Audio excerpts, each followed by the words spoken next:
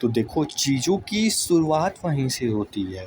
सबसे पहले natural selection, तो उसके लिए कुछ जैसे डार्विनिज़्म ने थ्योरी दिया, तो उसके पहले हुआ क्या था कि मतलब पता नहीं, तो देखो कुछ कीवर्ड्स याद हैं, मतलब जितना की याद है उतना घूम रहा है, एटलीस्ट उतना तो बता पाऊँगी, तो ये भी नहीं बता पाऊँगा। हालाँकि बीच में मिसिंग्स है, लेकिन क्योंकि वो कहीं न कहीं कनेक्टेड है, जॉब है, तो कहीं न कहीं तो कनेक्ट हो जाएगा, समझ आ जाएँगी जितनी भी चीज़ें बोलूँगा। ये भी ना बोलने से अच्छा ये तो छोड़ो। तो देखो डार्विनिज़्म ने मतलब जैसा वो जहाज़ पे, मतलब बहुत बड़ी जहाज़ पे वो लोग सब लोग जा रहे थे, उसमें एक्सपर्ट्स लोग भी थे, अमीर लोग भी थे, बहुत रईस लोग भी थे।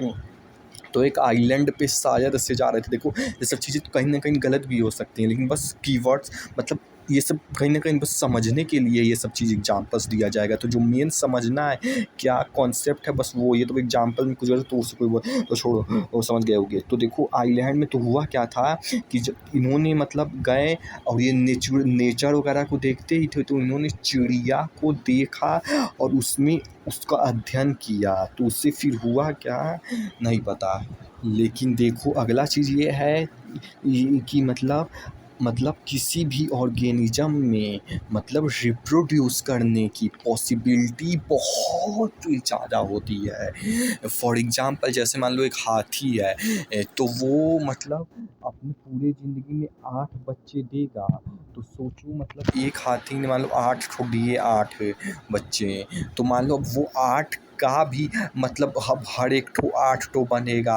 अब उस 8 का भी 1 ठो 8 ठो बनेगा, तो समझ रहे हो क्या बोलते हैं वो कि पिरामिड बनता जाएगा, स्नोबॉल इफ़ेक्ट। और भी एक चीज़ बोलते हैं इसको, तो सोचो कितनी ज़्यादा तेज़ी से मल्टीप्लाई कंपाउंड होता जाएगा इस तरीके से एक पर्टिकुलर स्पीसी जो है। तो इससे ये पता चलता है, देखो केवल एक हाथी मतलब 8 बच्चे दे रहे हैं, केवल ये पूरा सच नहीं है कि मतलब वो केवल दे रहा है इसलिए मतलब संतानोत्पत्ति की संभावना बहुत है, नहीं।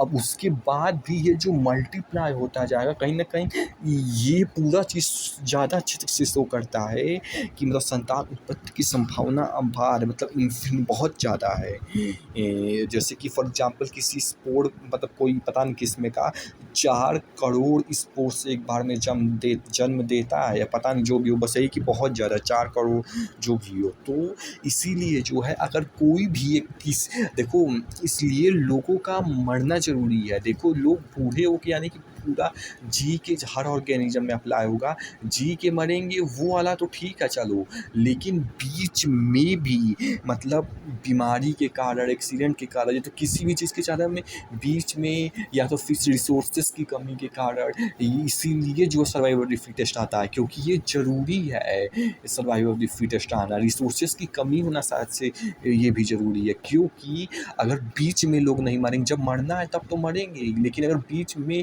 भी जैसे नहीं मरेंगे, तो जो है मतलब एक टाइम पे मतलब किसी एक पर्टिकुलर स्पीसीज़ से, वो किसी भी स्पीसीज़ से हो सकता है, जिस स्पीसी में बीच में लोग ना मरे, वो फिर मतलब पूरे बहुत ज़्यादा हो जाए, पूरे अर्थ में उसी से भर जाएगा, तो वो बहुत ज़्यादा हो जाएगा, तो समझ रहे हो। इसीलिए सभी जीव में बता ही दिया हूँ कि सभी जीव में मतलब एक पर्टिकुलर स्पीसीज से पूरा भर जाएगा, तो बहुत ज़्यादा फिर वैसे ही सब बर्बाद हो जाएगा। इसीलिए जो है मतलब जब बता ही दिया हूँ, बूढ़े होंगे तब तो मरेंगे, लेकिन उससे पहले भी एक्सीडेंट से, बाकी सब चीज़ों से, बीमारियाँ से, जैसे अलग-अलग महामारियाँ भी आती हैं, तो बहुत बार ज़्यादा पॉपुलेशन बढ़ चुका होता है, तो काफ़ी लोगों को ख़त्म करना वो भी आना ज़रूरी है, ताकि ये जो पूरी पृथ्वी उन लोगों से भर ना जाए, समझे? तो और इसी तरीके से मतलब रिसोर्सेज़ की कमी होना भी ज़रूरी है, ताकि सर्वाइवल ऑफ द फिटेस्ट की लड़ाई शुरू हो सके, क्योंकि अगर नहीं शुरू होगी, रिसोर्सेज़ पूरा होंगी, तो पृथ्वी मतलब इंसानों से भर जाएगा पूरा,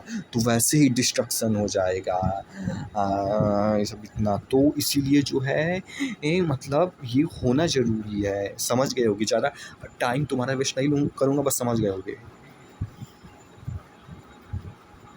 इसीलिए जो है असमय मृत्यु होना ज़रूरी है, एक्सीडेंट्स होना ज़रूरी है। तो इसीलिए जो है हमेशा जो है मरते और जीने के लिए हमेशा एक स्ट्रगल चलती रहनी चाहिए, नहीं चलेगी तो ये प्रॉब्लम क्रिएट हो जाएगी, इसलिए मरते और जीने की हमेशा स्ट्रगल चलती रहनी चाहिए। देखो इसी तरीके से सही है। देखो ज़्यादा टाइम एनर्जी उसमें तो आग तो ख़राब होता ही है, चलो उसे साइड करते हैं, इसे एकदम गड़ाना पड़ता है। इसमें वो तो है ही, लेकिन मतलब इसमें चीज़ें समझने में भी कॉपी से जैसा कि देख के कर रहा हूँ, तो जैसा देख सकती इसमें चीज़ें समझनी भी आसान हो जा रही हैं। देख सकती तो इस तरीके से मतलब कॉपी से देख के आराम से बता दो, जल्दी वो बस समझ रहे हो कि कहना क्या चाहते हैं, बस अप्लाई करो। देखो अब अगली चीज़, देखो ये सब परसों वरसों का है, इसलिए मेन यहाँ से हमारा ये वाला है।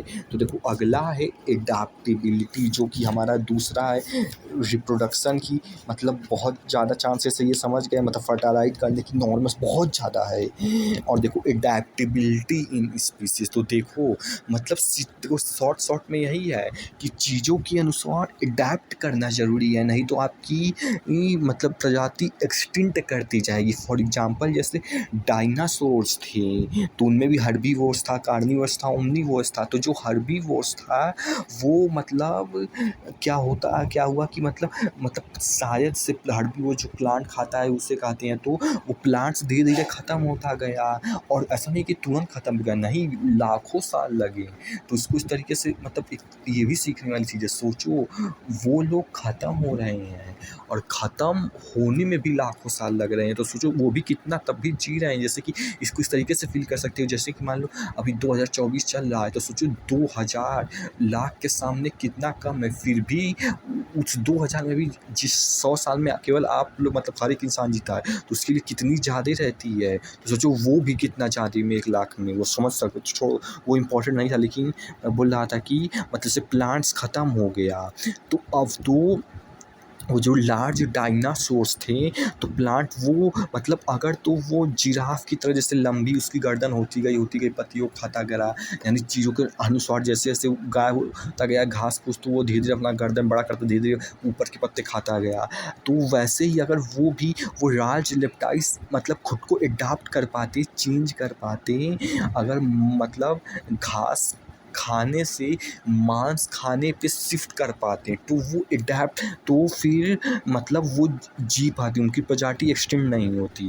या तो चलो पूरी तरीके से मांस पे ना भी शिफ्ट होके आधा घास आधा मतलब मांस धीरे धीरे भी करते तो भी, लेकिन नहीं, वो चेंज नहीं कर पाए बदलते माहौल के साथ, इसीलिए उनकी एक्सटिंक्ट मतलब ख़त्म होती गई। और ये भी एक इम्पॉर्टेंट चीज़ है कि ये नहीं मैटर करता कि ऑर्गेनिज्म का साइज कितना ज़्यादा है, ये नहीं मैटर करता कि उसके अंदर कॉम्प्लेक्सिटी यानी बहुत सी चीज़ें वो उतना ये सब साइज वगैरह ये सब उतना नहीं मैटर करता।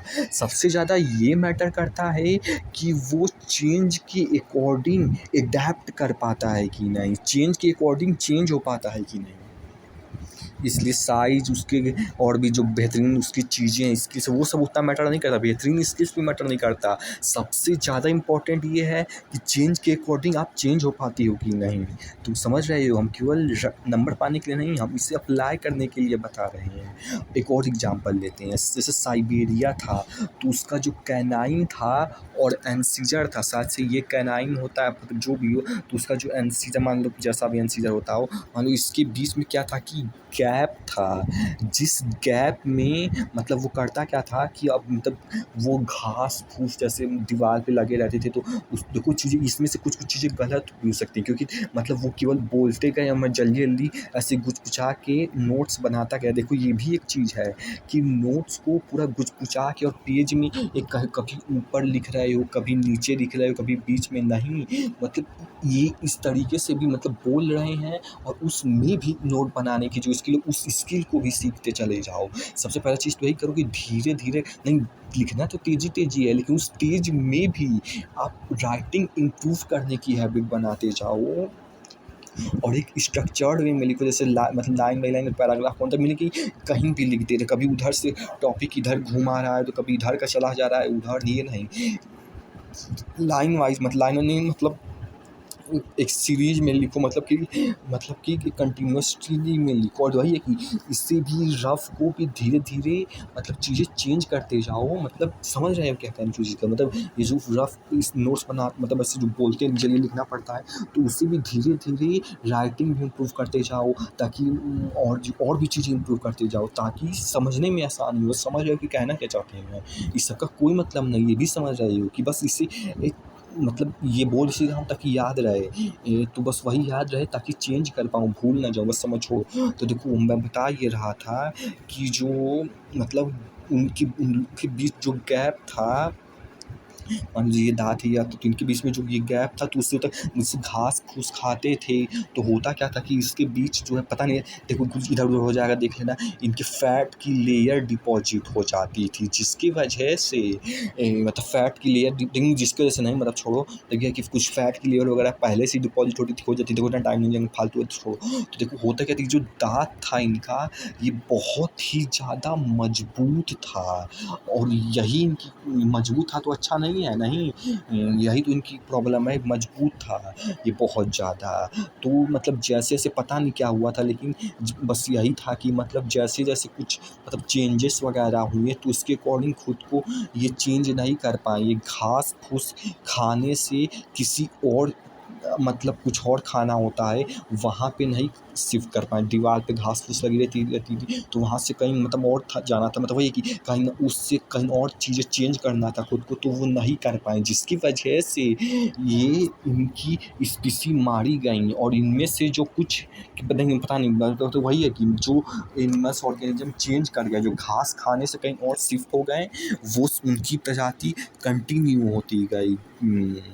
और देखो पता नहीं इसी मतलब जैसे कि पता नहीं जैसे कि मतलब किसका है कि जैसे मतलब जो आज घोड़ा देखते हो, हाथी देखते हो, ऊँट देखते हो, मतलब ये सब चीज़ें देखते हो, तो ये सब आज भी अलाइव हैं। समझ नहीं आ रहा है चीज़। देखो कुछ इधर लिखा हूँ जो समझ नहीं आ रहा है, लेकिन छोड़ दो। पता नहीं क्या लिखा है, आज भी एलाइव, चौड़ाई ज़्यादा, पता नहीं क्या लिखा है, लेकिन छोड़ो। तो देखो जैसा कि जो छिपकली है, मगरमच्छ है, तो ये सब भी डायनासोर्स की ही प्रजाति हैं। लेकिन ये क्योंकि चेंज के हिसाब से खुद को चेंज करते गए, खुद को अडॉप्ट करते गए, इसीलिए आज ये ज़िंदा हैं। लेकिन डायनासोर्स अडॉप्ट नहीं करते गए। देखो ये भी एक प्रॉब्लम होती है कि देखो डायनासोर्स, ये मैं अपने से बना के बोल रहा हूँ, गलत है, लेकिन देखो मतलब जैसे डायनासोर बहुत बड़ा था, तो बहुत स्ट्रॉन्ग होने में भी, बहुत ताकतवर होने में भी कोई मतलब अगर डिमांड ये है कि चेंज करना है और कमज़ोर होना है, तो चेंज करना पड़ेगा। ये नहीं कि ताकतवर ही जीतेगा, नहीं, चेंज करना पड़ेगा, जैसा भी हो कमज़ोर। तभी डायनासोर जो है, छिपकली भले आज बन गया, लेकिन फिर भी आज ज़िंदा है, भले ही कमज़ोर। ये मैं अपने से बना के छोड़ो, गलत है, भूल जाओ। लेकिन छोड़ो, अब अगली चीज़ आती है। देखो चीज़ वही है कि जो खुद को एडैप्ट कर लेता है, उसका सिलेक्शन होता है, तो वो सर्वाइव कर पाता है। या तो ये बोल सकती हो, तो वो ये बोल सकती हो जो अडॉप्ट नहीं कर पाता है, उसका सिलेक्शन नहीं हो पाता है, वो सर्वाइव नहीं कर पाता है, वो प्रजाति एक्सटिंक्ट हो जाती है। और देखो जो अडॉप्ट कर लेता है, सर्वाइव कर लेता है, और इस सिलेक्शन जो अडॉप्ट कर लेता है, सर्वाइव कर लेता है, तो देखो फिर देखो नेचर जो है, वही है कि नेचर जो है उसको सेलेक्ट करती है, जो मतलब ढाल लेता है परिस्थितियों का, सेलेक्ट करती है। और फिर सेलेक्ट करती है, तो अब ऑर्गेनिज्म में रिप्रोड्यूस करने की संभावना इन्फिनिट है, इन्फिनिट नहीं मतलब बहुत ज़्यादा। तो देखो ये बोल यही रहा था कि जैसा कि ये नेचर मतलब देखे, मतलब नेचर जो है, मतलब जो खुद को मतलब चेंज कर पाएगा, तो नेचर उससे सेलेक्ट करेगा, और फिर जिसे सेलेक्ट करेगा और तो वो ऑर्गेनिज्म रिप्रोड्यूस करने की संभावना अपार है, तो वो रिप्रोड्यूस करेगा। और देखो फिर मतलब उनमें से भी मतलब जो है कुछ मतलब रिप्रोड्यूस करेगा, तो उसकी भी कुछ मतलब उपजातियाँ पैदा, पता नहीं इसका क्या मतलब है, कि उपजातियाँ पैदा होंगी, जिसमें कि अब वेरिएशंस यानी उनमें भी कुछ चेंजेस आएंगे, और उस चेंजेस में भी मान लो कि ये चीज़ नहीं सर्वाइव कर पाया तो ये वाली प्रजाति उस प्रजाति की मर जाएगी, लेकिन अब ये दोनों कंटिन्यू हो पाएंगे। अब मान लो इस दोनों का जो है ये दोनों भी नहीं चेंज हो पाया तो ये दोनों प्रजाति ख़त्म हो जाएगी। तो वही वेरिएशन की भी इंसान अडेप्ट करते रहना है तो वो कंटिन्यू पाती है। इसका फॉर एग्जांपल दे तो जैसे हम लोग का जो एंसिस्टर है, एंसिस्टर नहीं मतलब फोर फादर बोल सकते हैं इस तरीके से, मतलब क्या बोलते हैं प्रोफेशनल बनना, मतलब एग्जाम में जब लिखो तो इस तरीके से फोर फादर करके ताकि प्रोफेशनलिज्म लगे तो नंबर ज़्यादा मिलेगा। छोड़ो तो जो बंदर थे तो मान लो कि ये बंदर है तो ये 4 बंदर पैदा किया, तो फिर इसमें से दो बंदर थे वो, मतलब हुआ क्या था कि जो शिकारी लोग शिकार करते थे तो सबको शिकार करते थे तो ये दोनों को शिकार हो गया, ये दोनों बंदर अब मर गए। लेकिन इनको देखते हुए ऑब्जर्व करते हुए ये बंदर थोड़ा दिमाग चलाएं और फिर ये पेड़ पे जाके चढ़ के रहने लगे। तो अब शिकार उतना आसानी से शिकार नहीं कर पाता था तो अब इन दोनों की प्रजाति आगे बढ़ेगी, लेकिन अब वो दोनों बंदर ख़त्म हो गए हैं क्योंकि वो चेंज नहीं कर पाए खुद को। तो ऐसे ही और भी चीज़ें आई होंगी, जैसे कोई फाइनेंशियली कमज़ोर होगा तो वो भी मारा जाएगा, इतना जल्दी भी नहीं लेकिन कभी न कभी कर जाके मारा ही जाएगा। तो ऐसी ही चीज़ें हैं, फिर कंटिन्यू वही होता है जो समझ रहे हो तो जो चेंज कर पाता है। तो यही था, समझ गए होंगे चीज़ें कि ऑर्गेनिज्म में इनॉर्मस फर्टिलिटी होती है, यानी कि फर्टिलिटी करने की चांस बहुत ज़्यादा होती है। और जो एडेप्टेबिलिटी इन स्पीसीज को मैंने अच्छे से समझाया कि बदलते माहौल के हिसाब से, चेंजेस के हिसाब से आपको चेंज होना ज़रूरी है, और चेंज होगे तो आपका नेचर जो है सिलेक्शन करेगी आपको जीने के लिए, और फिर मतलब और सिलेक्शन वही करेगी। ये दोनों पॉइंट कर सकते हैं कनेक्टेड है। आप एडाप्ट अभी करा, जब अगर एडाप्ट कर पाओगे तो आप मतलब सर्वाइवल ऑफ द फिटेस्ट हुए, तो वही दोनों चीज़ को मतलब इस पॉइंट से कनेक्ट कर सकते, नेचर सेलेक्ट करेगी, और फिर जो है नेचर सेलेक्ट करेगी तो फिर आप रिप्रोड्यूस करेगी, आपकी प्रजाति और आगे बढ़ेगी, और उनमें वेरिएशंस भी होंगे बेस्ड अपॉन कौन फिर से सर्वाइव द फाइटेस्ट लड़ाई होगी, कौन फिर से। तो देखो फ्लो टूट गया, मतलब डिस्टर्ब हो गया, लेकिन पता नहीं क्या बोल रहे थे कि मतलब वही है कि जो ऑर्गेनिज्म अब बचेंगे, जो मतलब जो फर्टाइल करेगी, रिप्रोड्यूस करेगी, अब उनमें भी मतलब वही सर्वाइवल द फिटेस्ट लड़ाई उनमें भी चालू होगी, और उसके अकॉर्डिंग मतलब जो खुद को चेंज, वही साइकिल रिपीट होती जाएगी, और उसमें भी जो है वेरिएशंस आएंगे, और उसमें जो सर्वाइव कर पाएगा, बस चीज़ें वही है घुमा फिरा के घूमती रहेंगी, बस चीज़ें एब्जॉर्ब होना ज़रूरी है। तो देखो म्यूटेशन थ्योरी हमें बहुत समझ नहीं आया, क्योंकि वही आज पूरा मतलब डिस्टर्ब हो गया था। तो छोड़ो, जो भी हो, जितना सुनाई दिया उतना बताता हूँ। तो देखो जो यूगो मतलब कोई नाम था साइंटिस्ट का, तो वो जो थे वो बोले थे ये इम्पॉसिबल है, मतलब बिना म्यूटेशन के, मतलब जो वो मतलब ऐसा समझो कि मतलब ये इम्पॉसिबल है बिना म्यूटेशन के कि कोई मतलब जैसे कि हम लोग पहले पानी से मतलब पानी से ही पानी में मतलब पानी में हम लोग पहले रहते थे, पानी मतलब मछली फिर जैसे कूदा, वही सब चीज़ें पानी से हम लोग की शुरुआत हुई और हम लोग आज जाके इंसान बने गए। तो ये इम्पॉसिबल है बिना म्यूटेशन के, यानी कि अचानक से कोई सडन चेंज ना हुआ हो आपके जीन्स में, कह सकते हैं जीनोटाइप फिनोटाइप, कहने का ही मतलब है कि ऐसे जो म्यूटेशन का मतलब वही होता है जो सडन चेंज हो जाता है अचानक से आपके जीन में, जीनोटाइप फिनोटाइप वही जीन्स में। तो कहना यही चाहते हैं कि इम्पॉसिबल है कि बिना मतलब म्यूटेशन के जो है इंसान इतनी, देखो ये सब पे फोकस करना पॉसिबल है, लेकिन इतनी जल्दी आ जाए पानी से ज़मीन पे इंसान, ये इम्पॉसिबल है। पॉसिबल लेकिन ये इम्पॉसिबल है कि इतनी जल्दी आ जाए। तो इसीलिए जो है इनका यही थ्योरी था, समझ गए होगे, वही है जो तुम समझ रहे हो कि पॉसिबल है लेकिन ये इम्पॉसिबल है कि इतनी जल्दी हो जाए।